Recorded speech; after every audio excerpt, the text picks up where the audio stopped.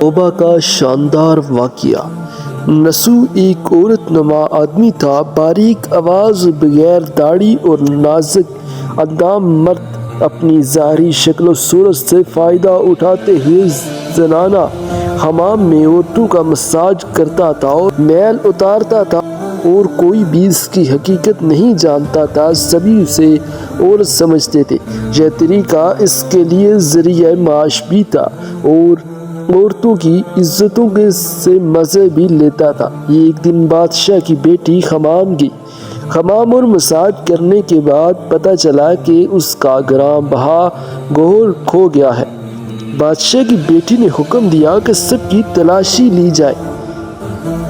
سب کی تلاشی لی لیکن ہیرا نہیں ملا۔ نسو رسوائی کے ڈر سے ایک جگہ چھپ گیا، اور جب اس نے دیکھا کہ شہزادی کی کنیزیں اسے ڈھونڈ رہی ہیں تو سچے دل سے خدا کو پکارا اور خدا کی بارگاہ میں دل سے توبہ کی، دعا مانگا کہ اچانک باہر سے آواز سنائی دی کہ نسو کو چھوڑ دو، ہیرا مل گیا ہے۔ کئی دنوں سے حمام نہ جانے پر ایک دن شہزادی نے بلاوا بھیجا کہ حمام آ کر میرا مساج کرے، لیکن نسو نے بہانہ بنایا کہ میرے ہاتھ میں درد ہے، میں مساج نہیں کر سکتا ہوں، اور شہر سے نکل کر کئی میل دور ایک پہاڑی پر ڈیرا ڈال کر اللہ کی عبادت میں مشغول ہو گیا۔ ایک دن اس کی نظر ایک بھینس پر پڑی جو اس کے قریب گھاس چر رہی تھی۔ اس نے سوچا کہ یہ کس چراغے سے بھاگ کر یہاں آ گئی ہے، جب تک اس کا مالک نہ آ جائے تب تک میں اس کو دیکھ بھال کر لیتا ہوں۔ کچھ دن کے بعد ایک تجارتی قافلہ راستہ بھول کر ادھر گیا جو سارا پیاس کی شدت سے نڈال تھے۔ انہوں نے نسو سے پانی مانگا۔ نسو نے سب کو بھینس کا دودھ پلایا اور سب کو سیراب کر دیا۔ قافلے والوں نے نسو سے شہر جانے کا راستہ پوچھا۔ نسو نے ان کو آسان اور نزدیکی راستہ دکھایا۔ نسو کی اخلاق سے متاثر ہو کر تاجروں نے جاتے ہوئے اسے بہت سارا مال بطور تحفہ دیا۔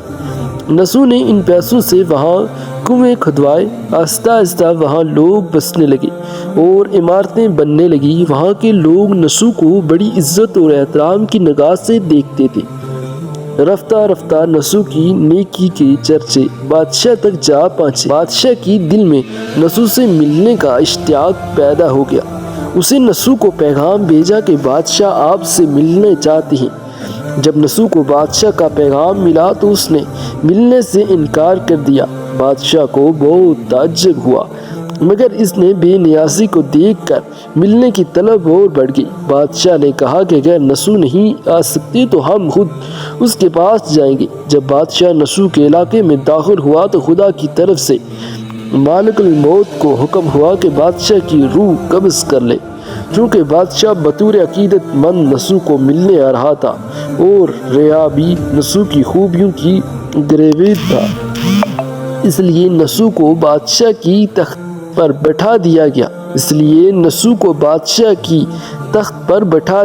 نسو نے اپنے ملک میں عدل و انصاف کا نظام قائم کیا۔ وہی شہزادی جسے عورت کی بھینس بدل کر ہاتھ لگاتے ہوئے بھی ڈراتا تھا، اس نے شہزادی نے نسو سے شادی کر لی۔ اور ایک دن نسو دربار میں بیٹھا لوگوں کی داد رسی کر رہا تھا کہ ایک شخص وار ہوا اور کہنے لگا کہ کچھ سال پہلے میری بھینس گم ہو گئی تھی، بہت ڈھونڈا مگر نہیں ملی، براہ مہربانی میری مدد فرمائے۔ نسو نے کہا کہ تمہاری بھینس میرے پاس ہے۔ نسو نے حکم دیا کہ اس کے سارے مال اور دولت کا آدھا حصہ بھینس کے مالک کو دیا جائے۔ وہ شخص خدا کے حکم سے کہنے لگا، اے نسو جان لو نہ میں انسان ہوں اور نہ ہی وہ جانور بھینس ہے، بلکہ ہم دو فرشتے ہیں اور تمہارے امتحان کے لیے آئے تھے۔ یہ سارا مال اور دولت تمہارے سچے دل سے توبہ کرنے کا نتیجہ ہے۔ یہ سب کچھ تمہیں مبارک ہو۔ اور وہ دونوں فرشتے نظروں سے غائب ہو گئے۔